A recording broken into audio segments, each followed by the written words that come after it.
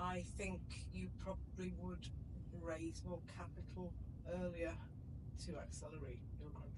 That would be my advice to people. Unfortunately, that's easier said than done, right? So it means a higher valuation unless you get diluted. So you'd like to raise more, but you generally have to raise less. So what do you advise people to do? I think it's to work out your channel acquisition or your customer acquisition method.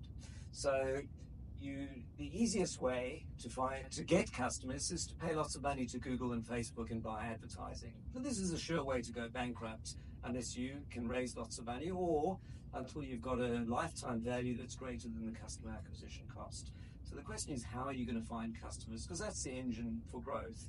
It could be community-led growth, where you find a community and you are part of that community. It could be product-led growth, where you build it and you hope they'll come.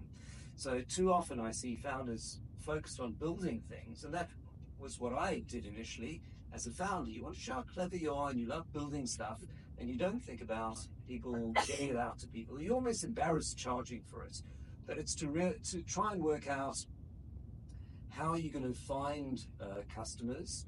And in the UK, I found community-led growth for us was the way to go, because startup founders hang out in the same places. Investors hang in the same places.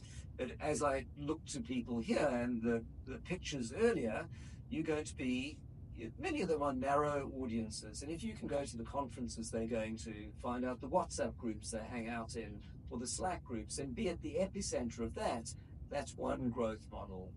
There may be many others. So, it's to switch gears from building something to getting out there and selling it as early as possible.